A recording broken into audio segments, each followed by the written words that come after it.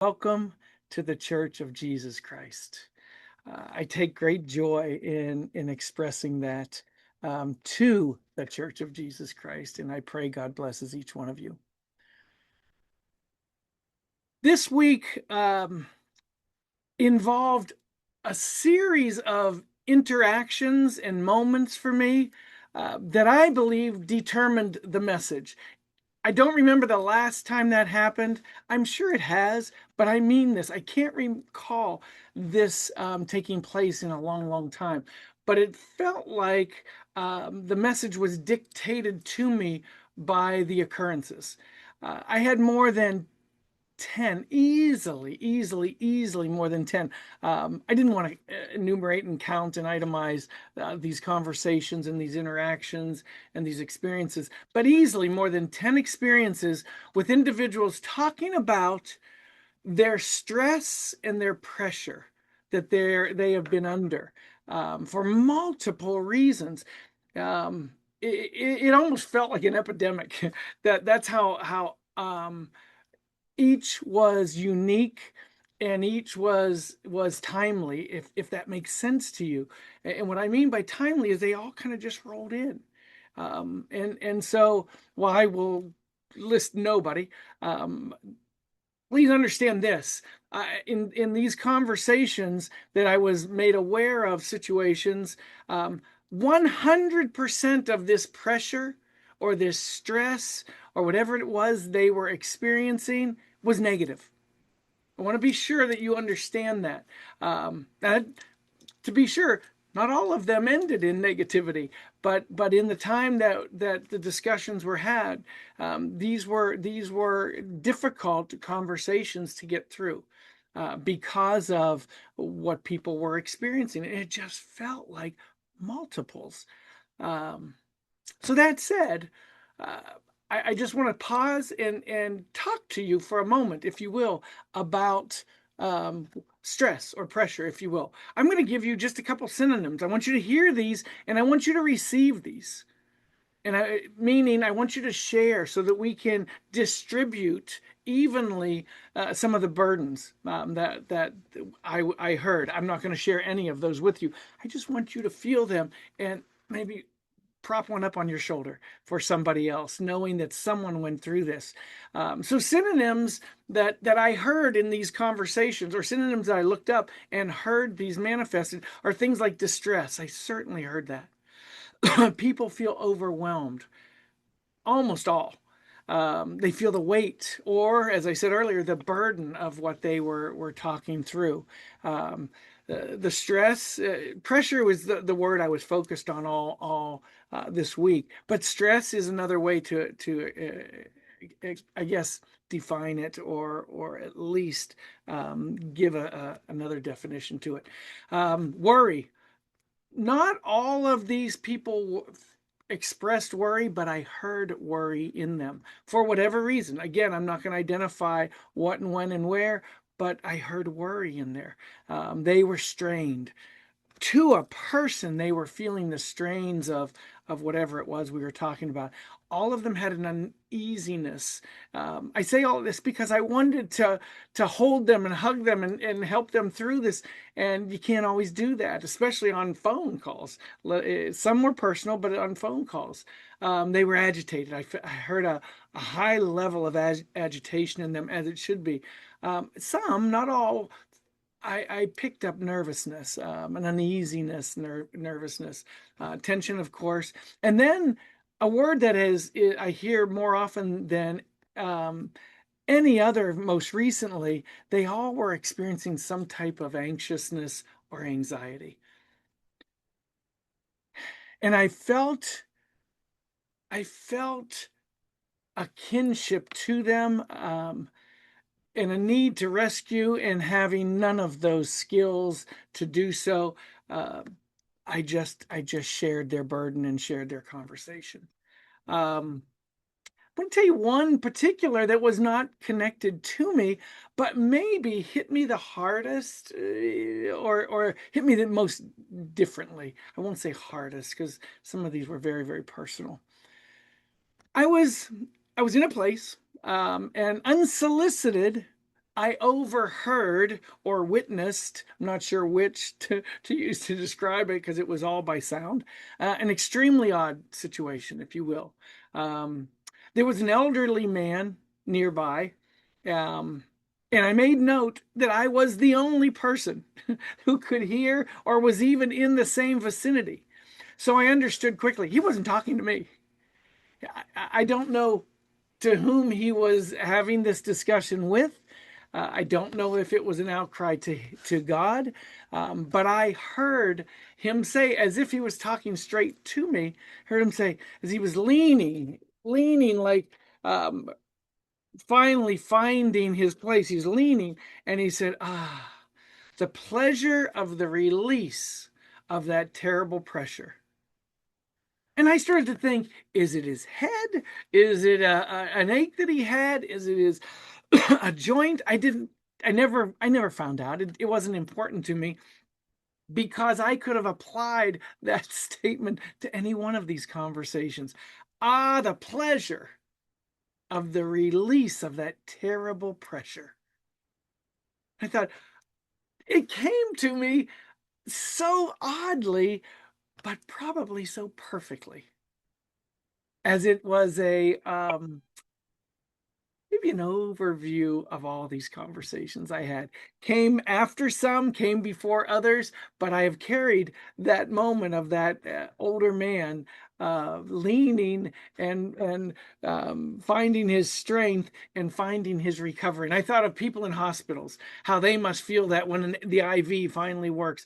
I started to think about all the situations. I'll identify none of them so that we don't try to put together who I was speaking with. But I started to apply them to all these different situations.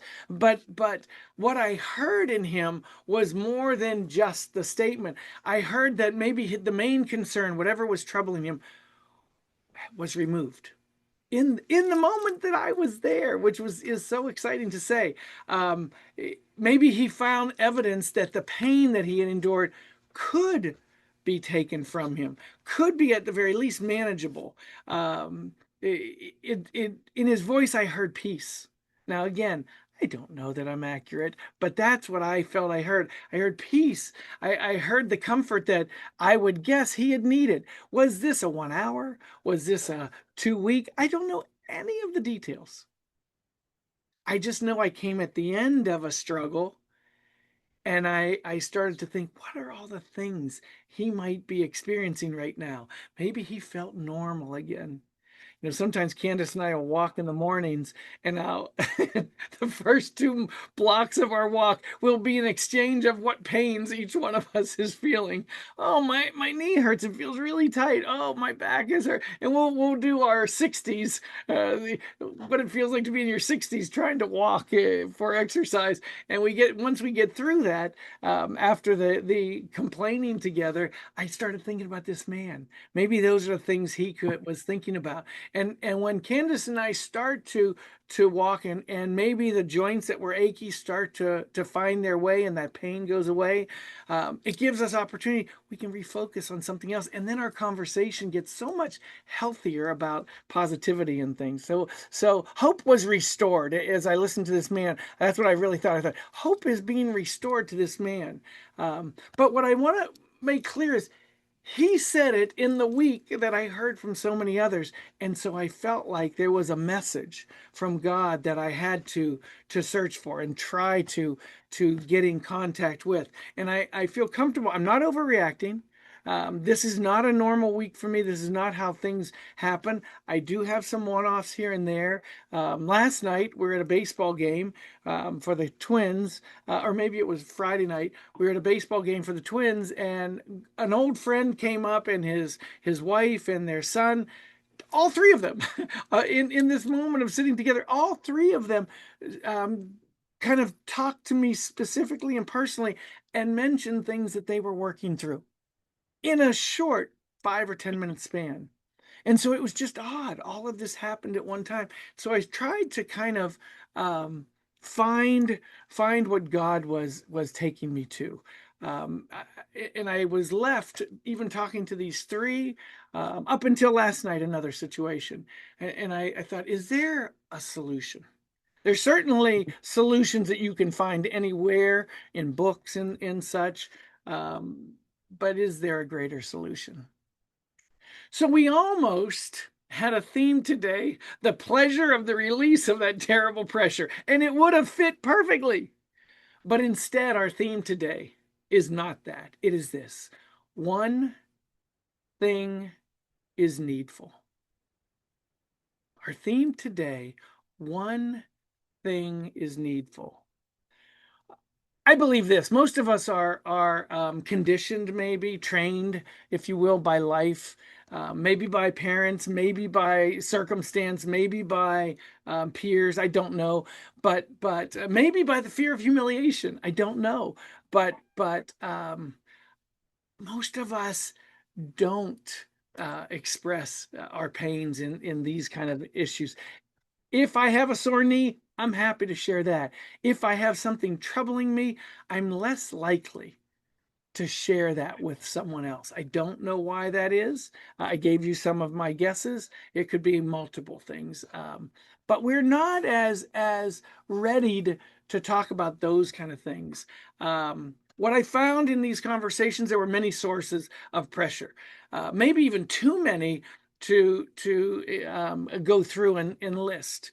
And what I mean by that is even the individual suffering may not have the ability to identify all the troubles.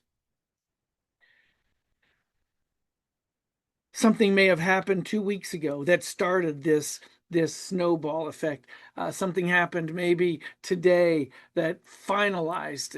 I just can't take it anymore kind of stress. This is what we when we carry these things with us, we have these burdens that we move forward with, and they start to accumulate. With no intention to do so at the start of this meeting, I talked about the filter or the screen that we all have, and maybe that applies to this as well. That's that positive screen that I was talking about when we come to a meeting and we hear all the words of a song. I was already blessed in the opening prayer. I was blessed in the song, and so things have already stuck to my filter. But this is a different filter. This is a filter where these problems start to accumulate and start to create these burdens that finally, maybe the last thing might be very small, the proverbial straw that would break the camel's back, and we are overwhelmed in that moment when I didn't even solve that thing from 2 weeks ago, and now they're still coming, and it just becomes too much. And this creates serious stress, serious pressure. So I looked it up. I did a little homework to bring to you today to give you some options, or at least give you some underlying options, because our theme remains this: one thing is needful. But I'll give you a few things first. So these were suggested. First off, what are the effects of stress? You know that when you first hear something that doesn't please you, whatever it is, like Candace and I were just talking about this on our walk this morning. We remember the first time we heard this motor running in our house.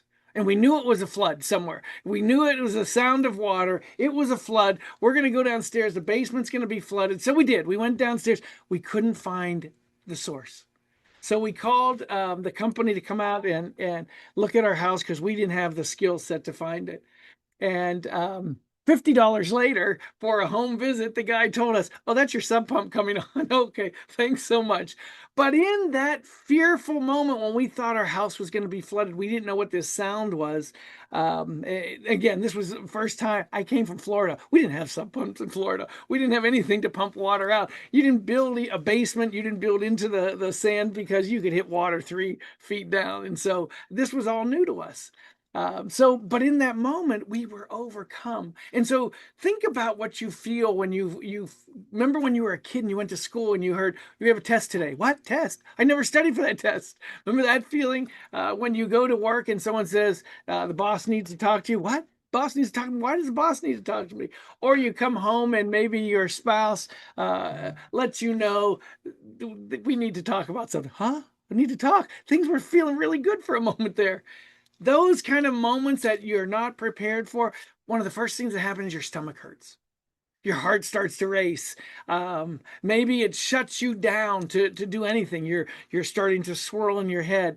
Um, for some people, they when they get itchy or get nervous or something happens, they go to bad habits. And if it carries into the evening, you're probably going to lose some sleep. That's just in a momentary moment of stress. These develop. If we don't have the skill sets or the way to fix these situations, these develop into serious, more serious conditions quickly. When stress comes, there's a simple little occurrence that happens often, and we don't know why. But if our immunity is taken from all this swirl, common colds happen under stress. A lot of people think, oh, someone must have breathed on me. This may have happened, that may have happened. Common colds, our immunity is affected, and so one of the offshoots of stress is getting sick.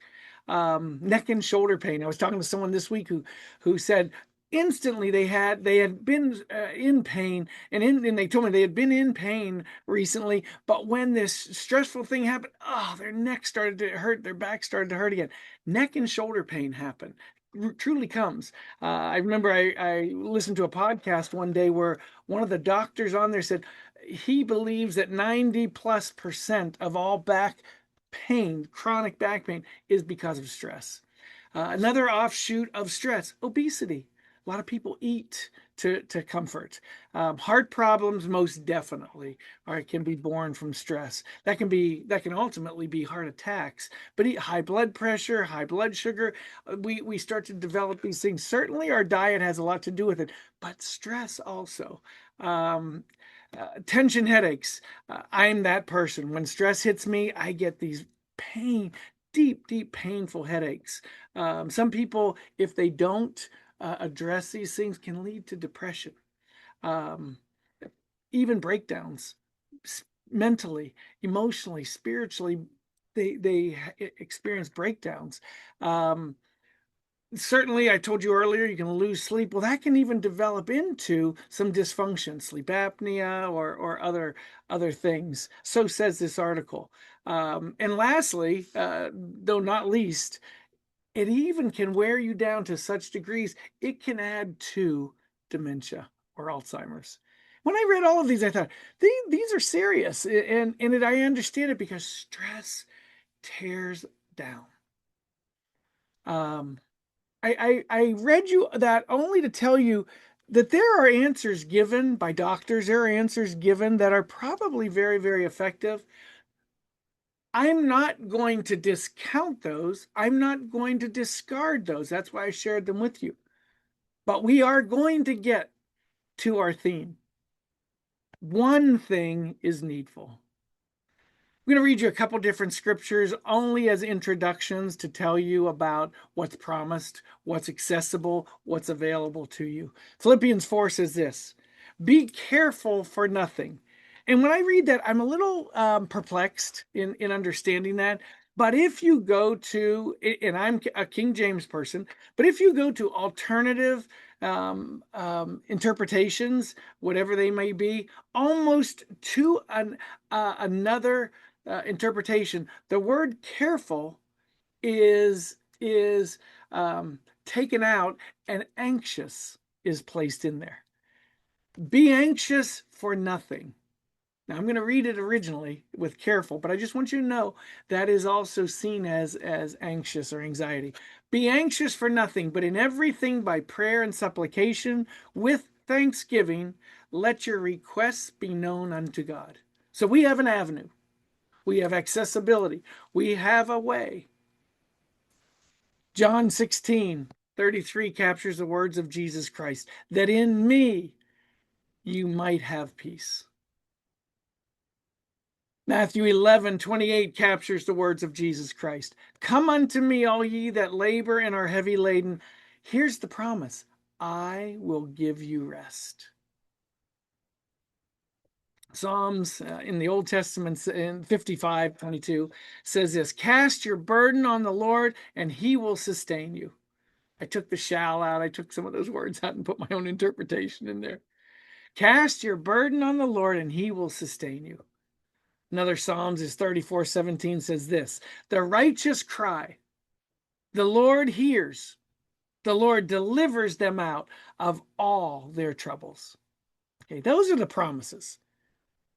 Wanted to read that to you just to tell you, as a precursor to our scripture today, that there are answers given throughout. That is an abbreviated list of what is available to us. I'm going to take you to an incredible interaction of three. And it's found in Luke, the 10th chapter. Begins in the 38th verse, it ends in the 42nd verse. We're going to do them all. And as they went, speaking of the disciples, Jesus and his disciples, and as they went, he entered into a certain village and a certain woman.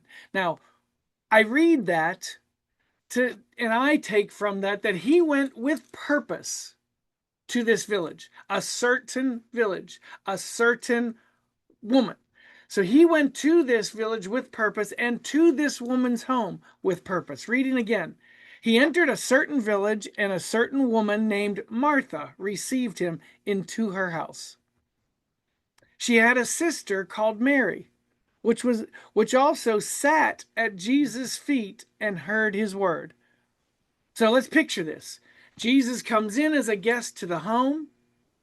He sits himself down, I would assume. It does not say he sat, but I think he sat himself down because we learn later he's being served. And the one sister sat at his feet, literally sat at his feet, and listened to every word. Okay, said this way. She had a sister called Mary, which also sat at Jesus' feet and heard his word. The also is a critical word in that sentence. She also. So if she was doing that, Martha must have been doing something differently because Mary also sat at his feet. But Martha, it goes on to say, was cumbered about much serving. So while Mary sits and just receives, Martha's hustling around, making sure everything's good, making sure the tea is hot, making certain that this is good, making sure the sandwiches have the crust cut off them. I don't know what Martha's doing, but she's doing it all. She's making certain that her guest is comfortable. She's doing good things. She's being a proper host. Yet, something is disturbing, something is troubling.